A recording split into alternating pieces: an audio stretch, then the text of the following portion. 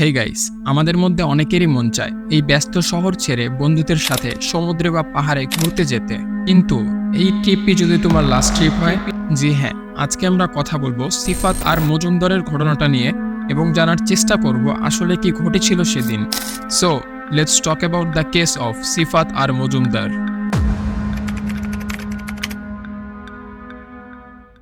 সিফাতরা ছিল ৩ ভাই বোন এবং সিফাত ছিল সবার ছোট। সিফাত ইয়োরা ইউনিভার্সিটির একজন ফাইন্যান্স ডিপার্টমেন্টের স্টুডেন্ট এবং সে ২০২৩ সালে ঢাকা কমার্স কলেজ থেকে এইচএসসি কমপ্লিট করে এবং সিফাত তার ফ্যামিলি সহ মিরপুরে বাস করত।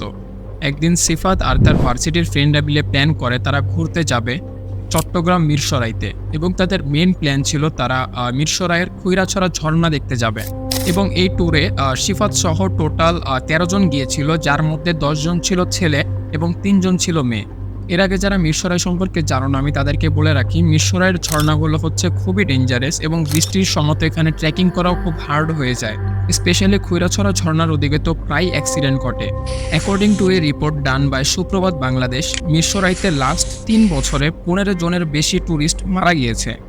তো এতে আপনাদের আইডিয়া হয়ে গিয়েছে যে আসলে মিরসরাই কতটা ডেঞ্জারাস জায়গা।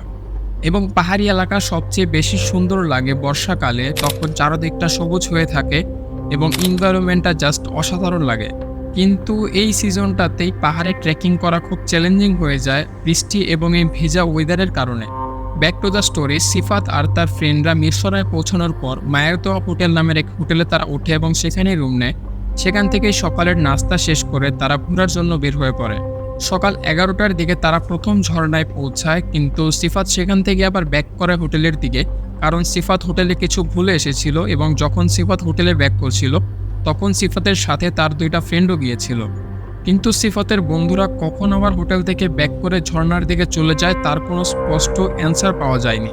দুপুর ১২টা ৩০-এর দিকে তারা ১২ নম্বর ঝর্ণায় পৌঁছায় এবং ১২ নম্বর ঝর্ণাটা ছিল খুবই নির্জন একটা জায়গার মধ্যে এবং এটা কাইন্ড অফ একটা ছোট পুকুরের মতো ছিল। এবং এই ১২ নম্বর ঝর্ণার মধ্যে যে পানি ছিল এটা আসলে হাঁটা সমান জল বললেও ভুল হয়, খুবই কম পানি ছিল, এখানে ডুবে কারো মারা যাওয়ার প্রশ্নই আসে না। এবং এই ১২ নম্বর ঝর্ণার যে যাওয়ার রাস্তাটা, ঢোকার রাস্তাটা, এই রাস্তাটাই একমাত্র রাস্তা, আশেপাশে কোনো রাস্তা নেই। তো আপনি ১২ নম্বর ঝর্ণায় যে দিক দিয়ে যাবেন সেদিক দিয়ে আপনার বের হতে হবে। এবং সেখানে যে পানি কম ছিল এই বিষয়টা গ্রামবাসী সহ পুলিশরাও কনফার্ম করেছে। আমরা নর্মালি পাহাড়ে বা কোথাও ঘুরতে গেলে কি করি, কোথাও বসে ফ্রেন্ডরা একসাথে মিলে আড্ডা দিই, চিল করি। জি হ্যাঁ, সিফাতও সেম কাজ করেছিল। ১২ নম্বর ঝর্ণায় তারা প্রায় ১ ঘন্টার মতো আড্ডা দেয় এবং সেখানে তারা অ্যালকোহল পান করে। ৭৫০ ml একটা কেরু তারা মোট ১২ জন খেয়েছিল। তাদের মধ্যে একজন খায়নি, যার নাম ছিল সিক্ত। আরেকদিকে সিফাত আর তার ২ বন্ধু উপরে বসে স্মোক করছিল এবং সিফাতরা যেখানে বসে স্মোক করছিল সেখান থেকে বাই চান্স যদি কেউ উড়েও যায় তখন সে হাঁটু জ্বলে পড়বে। তার কিছুক্ষণ পর তাদের মধ্যে ৫ জন বন্ধু পানিতে নেমে সাঁতার কাটছিল এবং জাস্ট টাইমটাকে উপভোগ করছিল। এ সময় গ্রুপে যে ৩ জন মেয়ে ছিল তারা হাঁটু সমান জলে সময় কাটাচ্ছিল এবং তখন সিফাতের যে ৫ জন ফ্রেন্ড পানিতে নেমেছিল তারা সিফাতকেও বলে পানিতে নামতে, কিন্তু সিফাত পানিতে নামেনি। এবং সিফাত যে পানিতে নামতে আগ্রহী ছিল না এ বিষয়ে সিফাতদের গ্রুপেরই শাওন নামের এক ছেলে জানিয়েছে। দুপুর ২টা ৩০ নাগাদ সিফাতের বন্ধুরা দেখতে পায় সিফাত যেখানে দাঁড়িয়ে ছিল সেখানে সিফাত আর নেই। তাদের সবার একটাই কথা, সিফাত নাকি হঠাৎ করে উধাও হয়ে যায়। কিন্তু আমার এখানে কথা হচ্ছে তারা টোটাল ছিল ১৩ জন, সিফাত বাদে ছিল ১২ জন। তো ১২ জনের মধ্যে থেকে একজন হঠাৎ করে কিভাবে উধাও হয়ে যায়, আমার প্রশ্ন হলো এটা। গ্রামবাসীরা বলেছে তারা নাকি বিকেল ৪টার দিকে হোটেলে ব্যাক করে এবং ঢাকা যাওয়ার জন্য তাড়াহুড়া করে, খুবই তাড়াহুড়ার মধ্যে ছিল তারা। তাদের এই তাড়াহুড়া দেখে গ্রামবাসীদের খুবই সন্দেহ হয় এবং তারা হোটেলে ব্যাক করার পর, আমি প্রথমে তোমাদেরকে বলেছিলাম, ওরা মায়ারদোয়া নামের এক হোটেলে উঠেছিল এবং সেখানে যখন সকালে নাস্তা করছিল তখনই তারা ১৩ জনের দুপুরের লাঞ্চ অর্ডার করেছিল। তারা টোটাল ১৩ জন ছিল সিফাত সহ, কিন্তু তারা যখন বিকেলে ব্যাক করে ৪টার দিকে তখন তারা ছিল ১২ জন। এর কারণে হোটেলের স্টাফরাও জিজ্ঞেস করে আপনারা ১৩ জনের খাবার অর্ডার করেছিলেন কিন্তু এখন আর একজন নেই, সে কোথায়? এই কথা জিজ্ঞেস করার এক পর্যায়ে গ্রুপের এক মেয়ে বলে সিফাত মারা খাক, জানি না ও কই। ঠিক এই সময় গ্রুপের আরও কিছু ছেলেরা বলছিল যে সিফাত নাকি হঠাৎ করে অসুস্থ হয়ে গিয়েছিল এবং সে তাদেরকে ছেড়েই নাকি হোটেলে ব্যাক করেছিল। কিন্তু গ্রামবাসীরা বলে তারা নাকি সিফাতকে হোটেলে ব্যাক করতে দেখেনি।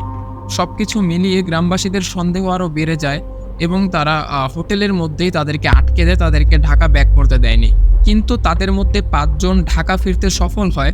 তাদের মধ্যে ৩ জন ছিল মেয়ে এবং ২ জন ছিল ছেলে।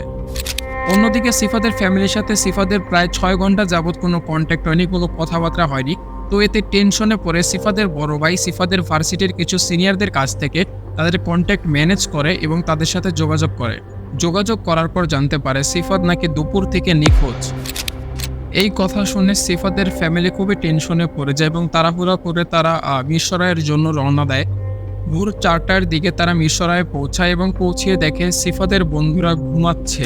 তখন সিফাতের মা এবং সিফাতের ভাই তখন সেখানেই বসে অপেক্ষা করছিল কখন তারা উঠবে এবং কখন তাদেরকে সিফাতের বিষয়ে জিজ্ঞেস করবে। তার কিছুক্ষণ পর তাদের মধ্যে একজন ঘুম থেকে ওঠে এবং উঠে সবাইকে জাগায়। তারপর সিফাতের বড় ভাই তাদেরকে জিজ্ঞেস করে সিফাতের বিষয়ে লাস্ট কোথায় দেখেছিলে, কি হয়েছিল না হয়েছিল সবকিছু জিজ্ঞেস করেছে। কিন্তু সবার একই কথা, সিফাত নাকি হঠাৎ করে উধাও হয়ে যায়। এক পর্যায়ে সিফাতের ভাই এবং সিফাতের মা আর সহ্য না করতে পেরে এক পর্যায়ে তাদের পা পর্যন্ত ধরে।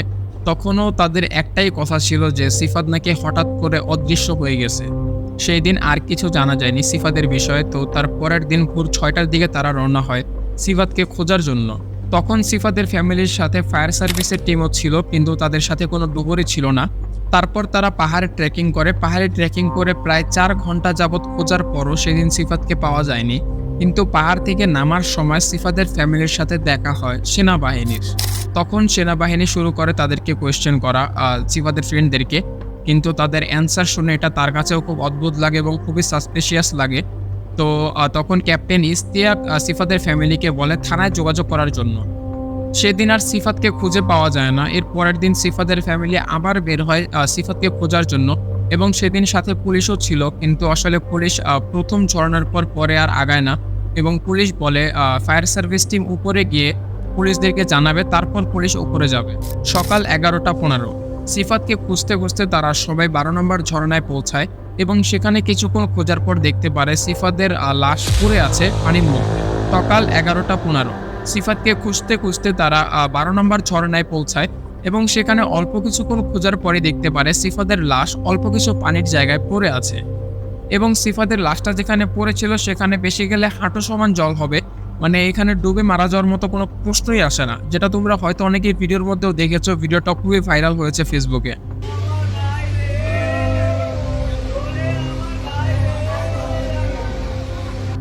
এবং সিফাতের বডিটা অনেকদিন পানিতে থাকার কারণে অনেক জায়গা দিয়ে সিফাতের বডি গলেও গিয়েছে এবং সিফাতের হাত দুটো মানে সামনে করা ছিল। আসলে জাস্ট হরিফাইং একটা সিন, যেটা ভিডিওর মধ্যে দেখা যাচ্ছে। সো এটা নিয়ে এখনও যেহেতু ইনভেস্টিগেশন চলছে, তো আসলে আমরাও এখনও শিওর হয়ে কিছু বলতে পারছি না। এবং আমি আরেকবার বলে রাখি, এই ভিডিওর মধ্যে আমি যা বলেছি এবং এই কেসের মধ্যে যা আমি বলেছি, মোস্ট অফ দ্য ইনফরমেশন সিফাতের ভাইয়ের একটা পোস্ট থেকে নেওয়া হয়েছে, যা অলরেডি ডিলিটও করে দেওয়া হয়েছে ফেসবুকের দ্বারা। আমি এই কেসটা নিয়ে অনেক রিসার্চ করার চেষ্টা করেছি, কিন্তু আসলে আমি কোথাও মানে তেমন আর্টিকেল বা তেমন কোনো মানে কিছু পাইনি অনলাইনে। সো আজকের জন্য এতটুকুই। Will be back with some more mysterious stories on mysterious tales. See you soon.